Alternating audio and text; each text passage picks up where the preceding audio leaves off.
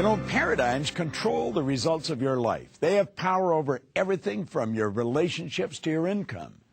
And when you shift your paradigm, everything in your life improves.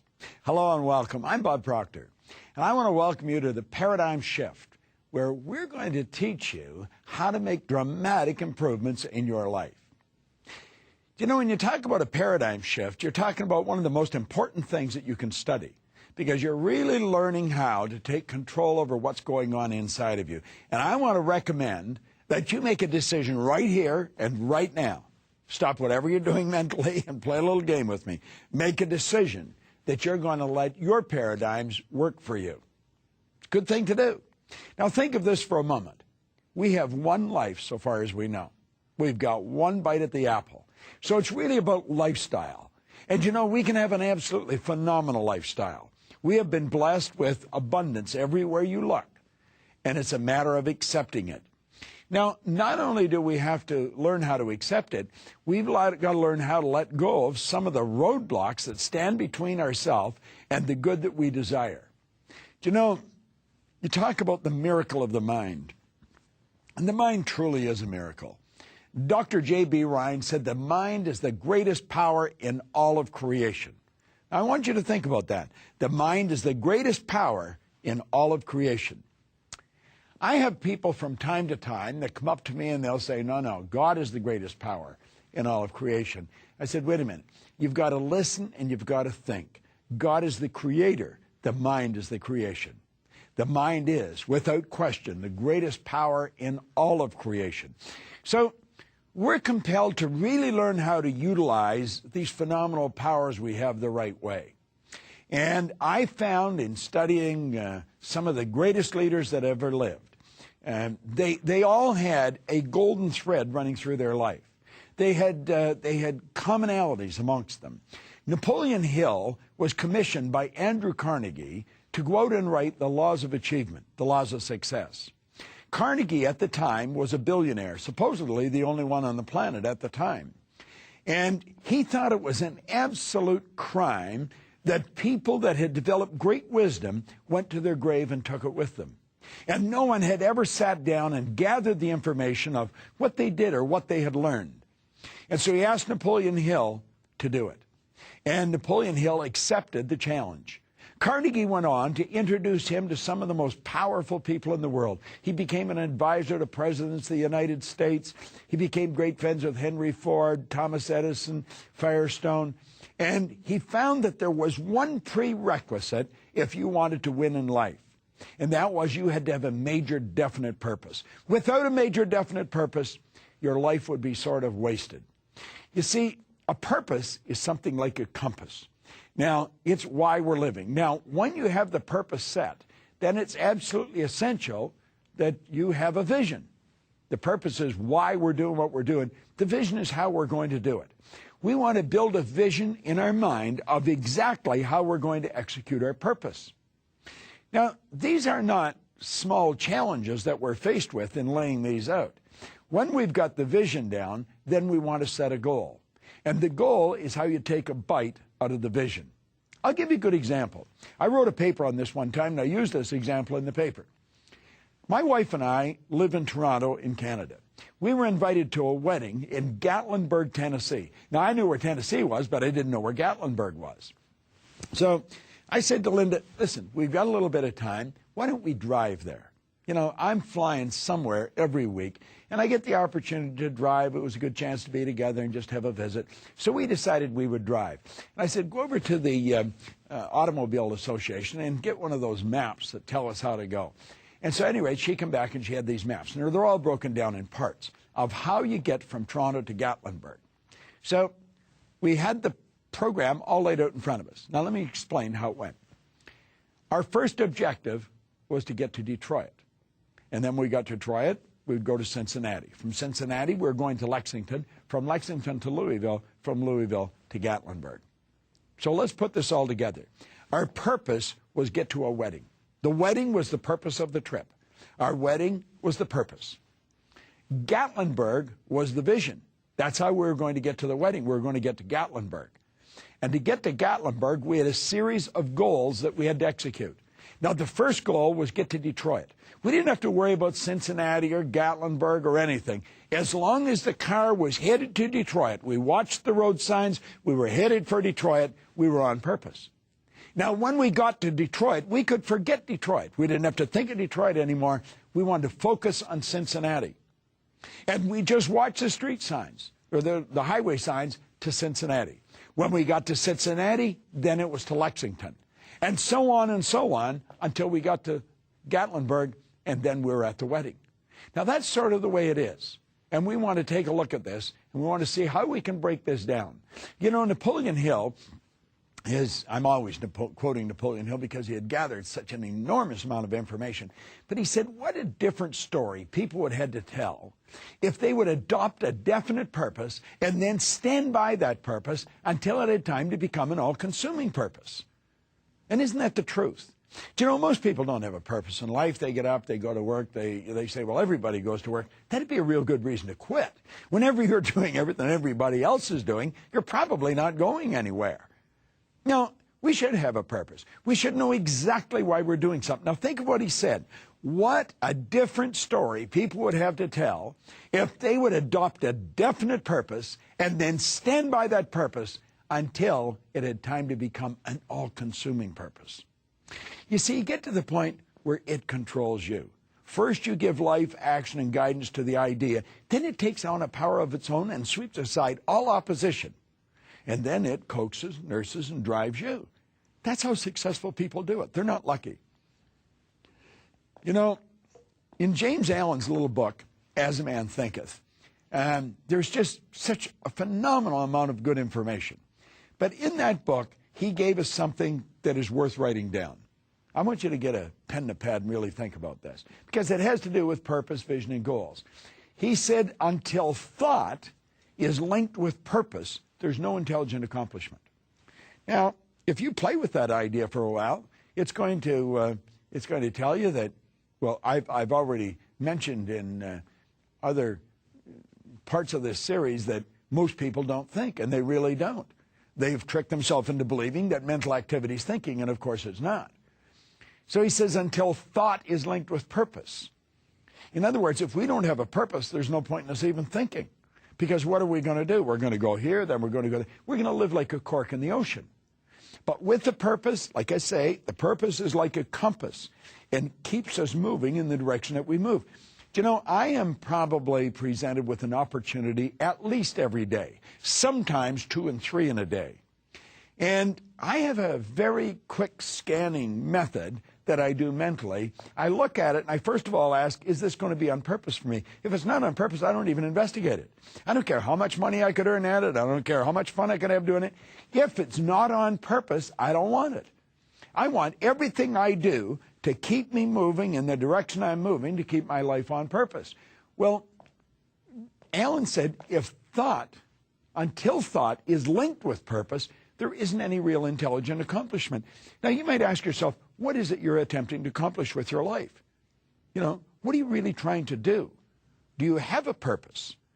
Because if you haven't got a purpose, you're probably going around in circles. And that's why people get the same results over and over and over again. So it's worth looking at. You see, a purpose is, it gives our life meaning. A purpose is something that gives direction to us. It tells us where we want to go.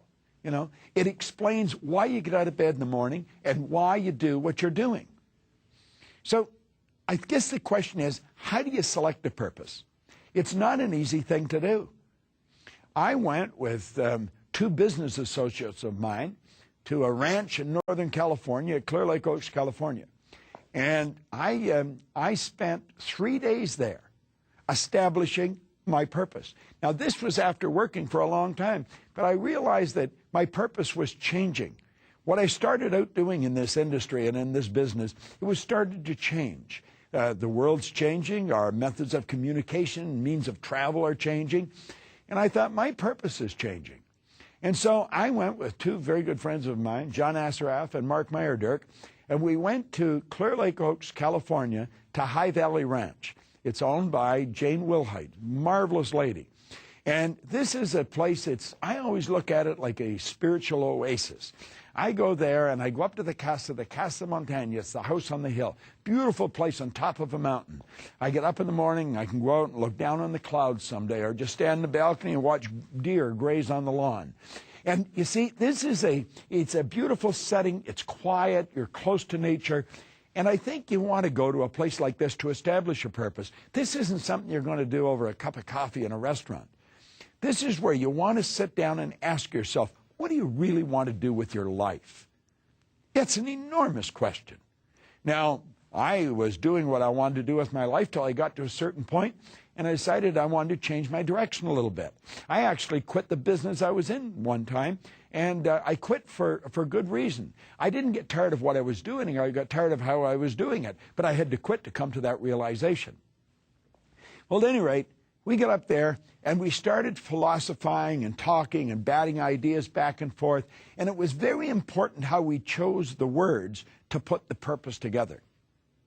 Because what I was doing, I was saying, this is why I'm living like I'm living. And this is why I'm doing what I'm doing. You want to sit down, if you're trying to establish a purpose, ask yourself, what do I really love to do? That's very important. You see, well, a lot of people think, well, I can't earn a living doing what I love. You can earn a living at anything. You can make millions if you're doing what you really love. Because you're not going to bring the best out of yourself until you do establish what it is that you love to do. And that's how you establish the purpose. So you ask yourself, what do I really love to do? And then you start to put the words together, and pretty soon you've got a purpose established. Like, I sat with my wife one day, and she was trying to figure this out. And as I talked to her, and she has her own company. She has a lot of people. It's a networking company, and she has people all over the world. And I said, well, what do you enjoy doing most? Now, I knew because I had observed her working for a number of years. And she really enjoyed working with the people that were serious and helping draw the best out of them. So she established her purpose was develop entrepreneurial situation, or empower people to develop entrepreneurial situations that would reward them with time and money freedom. Now think of that. That's my wife's purpose. Her purpose is to empower people to develop entrepreneurial situations that will reward them with time and money freedom. Now that gives her a fair amount of leeway. It's a phenomenal purpose. What do you love to do? That's what she loves doing. And she spends her time doing it. She has time and money freedom. She does what she wants to do. I have time and money freedom. I do what I want to do. And that's what you want to do. But what is your purpose? And once you get the purpose, you start moving in the right direction. You know, great king of Israel, Solomon, he said, where there is no vision, the people are going to perish. Now think of this for a moment. I have mentioned on numerous occasions, this whole universe operates by a law. And one of the laws is create or disintegrate. We're either moving ahead or we're moving backwards. Absolutely nothing stays where it is. Yet you'll see a lot of people say, but I like it just the way it is. Well, that may be true, but I'm going to tell you something. You're going to like it a lot more when it improves. Why did Solomon say if there is no vision, people will perish? Well, if there's no vision, there's no image in your mind. You have to have a clear-cut image in your mind. If there's no image, there's chaos in your mind. When you have image in your mind, that's when you start to attract things to you. That's when you start to move towards it. See, as you move towards the vision moves towards you. It's very important that we have a clear-cut vision, a picture of exactly how we're going to execute our purpose. So what Solomon said is accurate. Where there is no vision, the people will perish. What do great leaders do? Great leaders establish a vision for the people. In fact, that's what makes a great leader. A great leader is a person that is followed because people want to follow them. Now, what does that person do? That person establishes an enormous vision. It's an exciting vision. And then he gets the people to buy into it. Then they're all marching in one direction. They've got a real good purpose. They've got a vision of where they're going to go and what they're going to do. Now, most people never really take the time to put that together. The vision is how you will execute your purpose. So here we are. We've established what we really love to do. We put our purpose together. Then how are we going to live it? Well, that's where the vision comes in. That's when you choose the vision. The vision is how you're going to live your purpose. Now, this can be a lot of fun. It can be an enjoyable exercise. But like I said, it's not something that you're going to sit down and do in 15 minutes. You probably want to take some time and go away, and possibly go away with somebody that you have a lot of respect for, a mentor, a coach, and really establish. This is so important. Your life will just, you're really raising the bar when you do that. When you have the vision, then it's important that you set the goal. You see, Andrew Carnegie gave wonderful information to Napoleon Hill. He said, any idea that is held in the mind, that's emphasized, that's either feared or revered, will begin at once to clothe itself in the most convenient and appropriate physical form that's available. Now, that requires some explanation. And I love this quote. I want to suggest that you may burn this into your mind. He said, any idea that's held in the mind, doesn't matter what it is, that's emphasized, that's either feared or revered. You know, the great sufferer in the Bible, Job, he says, lo, the thing I fear has come to visit upon me. Well, you have the idea. An idea is energy. The idea controls the vibration. He said, any idea that's held in the mind, that's emphasized, that's either feared or revered, will begin at once to clothe itself in the most convenient and appropriate physical form that's available. Now, that explains the creative process. That explains how you get the things you need to accomplish whatever it is you want to accomplish. You may need great amount of money. You may need a lot of people. You may have to have an enormous team working with you. Do you know that you will attract everything that's required to accomplish the goal when you build the idea? See, you can build a beautiful purpose, you can have a great vision, and then you lock into the goal. Now, it's something that you've really got to get into. You've got to study this. There was a phenomenal author back around 1903, Wallace D. Wattles. He wrote a book called The Science of Getting Rich. Lloyd Conant from the Nightingale Conant Corporation gave me that around 1968, and I've never stopped studying it, the little green book. I took it and I developed it into a seminar series. It's a phenomenal seminar series. So it's something that you really want to study. So as you look at this and you get thinking about this, you know, you get the idea going, and this is where you develop the desire.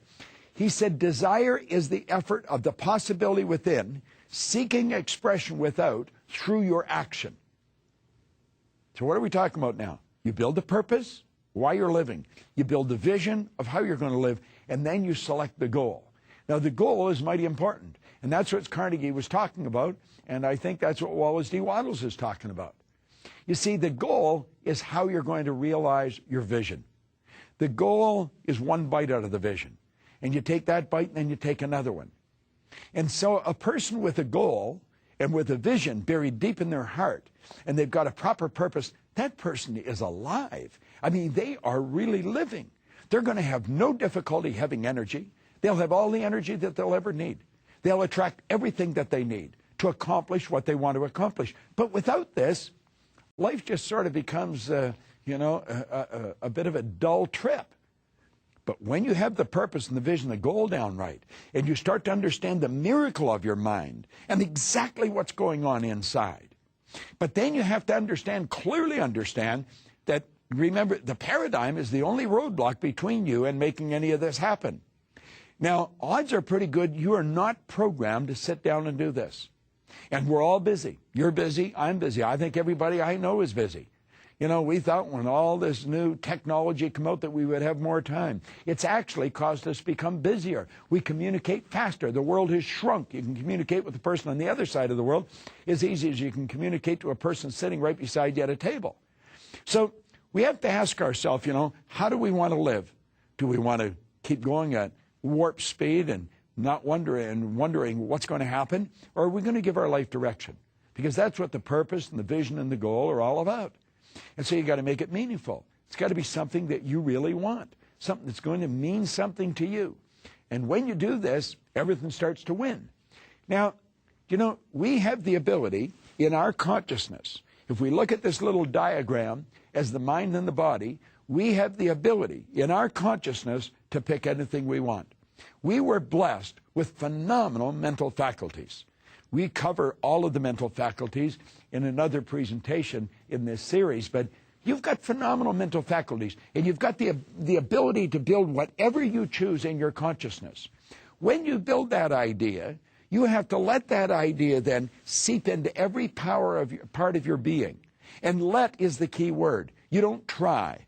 I hear people say, I'm trying to get emotionally involved. Stop trying. Let yourself get emotionally involved. Some people think if they only worked harder at it.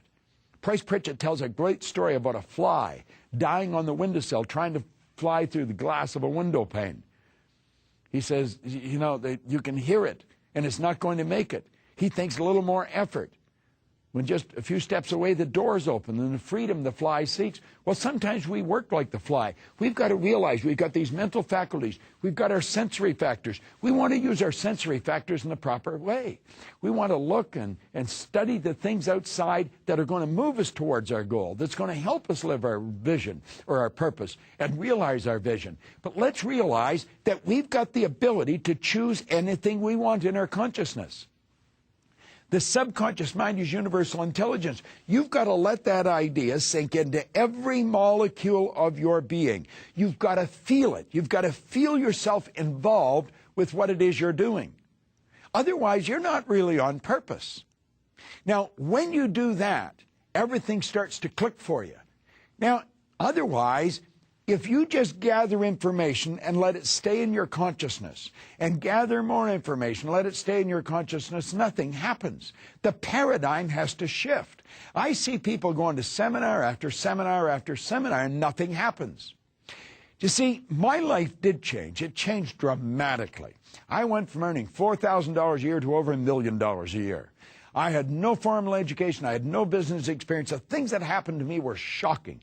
And I wasn't satisfied with the win. I wanted to know why they happened. So I began to study. And I started to go to a lot of seminars. Now, I'm operating on the opinion that you probably go to a lot of seminars. And sometimes you'll see the same people there studying the same thing, but nothing happens. They don't make it happen. You know, why don't they? What's missing with these people? It's missing, the part that's missing is the understanding of how paradigms are built, how paradigms are shifted, how we change them. It's so important you start to understand this.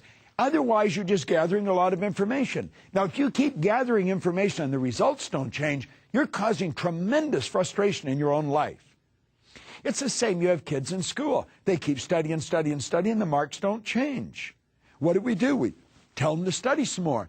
Help them alter the paradigm. Help them change the ideas that are fixed in their subconscious mind. Help them understand the genius that's locked up within them.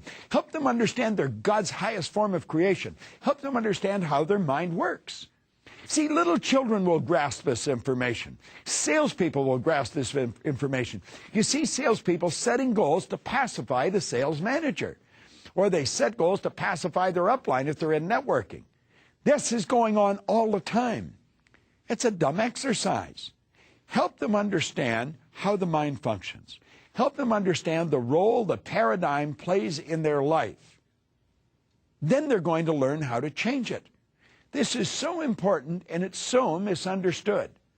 You know, there's nothing more rewarding than getting into some good information and start to understand that information and see how it works. You know, there's just a ton of good stuff around today. I started to study this back around 1960. And you know, when I started to study it, you had a difficult time finding a good book. Today, we've got, you know, satellites, we've got computers, we've got television, we've got CDs, DVDs, we've got them installed in cars. I mean, everything's at our fingertip today. We have instant knowledge right at our fingertip. But are we using it? Well, a lot of people are not. And they're not using it because they have a state of confusion reigning in their mind. And they don't feel good about themselves. They know that they're gathering all this information, and yet they're still not winning. Now, if that's happening to you, or it's happening to some of your associates, stop and take a look at what you're doing. Start to observe your own behavior. Start to observe your plan of action. Take a look at your goal. Is it something I really want, or is it something that I just think I can do? Am I doing the same thing every day? Am I having the same problems over and over again? Because these are all symptoms of a person that is being blocked by a paradigm. It's not that you haven't got what it takes. You do have what it takes. It's a matter of using what you've got. And unfortunately, we've never really learned a lot about that. The little model that we use of the mind and the body is genius. It is an absolute genius. And what we've got to do is go through that over and over and over again. If you will continually study that, continually burn it into your mind, you're going to find your world will begin to change. You'll start to look at other people a little different than you've been looking at them. See, if I sat down with you, I would automatically see your head as your mind and everything from the neck down as the body. I would have an imaginary line right across the center of your head, and I'd be paying very close attention to everything you said to me. I'd be super sensitive to the vibrations that I was picking up from you. I want to know what's going on in your mind. I want to find out what you want, and then I want to help you get it. Now, do you know that is the secret to success? Givers gain. Burn that into your mind. Givers gain. Find out what the other person wants and then show them how to get it. Study the people. Study the individuals that are running the companies. Study your friends. Study your associates, your own children. Study yourself. Start to watch the behavioral patterns, and you will see whether the paradigm's in control of the person or they're in control of the paradigm. If they're in control of the paradigm, they're making a paradigm shift. If they're not in control, the paradigm's controlling them. Frustration, disappointment is going to be their result time and time again. We don't have to do that. We want to make sure that we're on purpose. Let's just review what we've covered. Make sure we're on purpose. Our purpose is what we love to do. You see, I think we're all hardwired to do something really special, and that's why we love it. We're programmed to do it. Once we decide what our purpose is, then let's build a vision. Say, this is how I'm going to execute my purpose. And then break it down into small bites. Say, I'm going to go after this goal, then this goal, then this goal. See, a vision is a multiplicity of goals taking down the right road to an absolutely brilliant future. Now, that's all we have time for today, but remember, I keep repeating in this series that there's no shortcuts. Don't look for a shortcut. But understand there is quantum leaps available through the transfers of information and experience. And you can get that through the repetition of listening to the same thing, reading the same thing over and over and over again. I want to thank you for joining us, and I want to congratulate you for taking a paradigm shift. This is Bob Proctor. Thank you.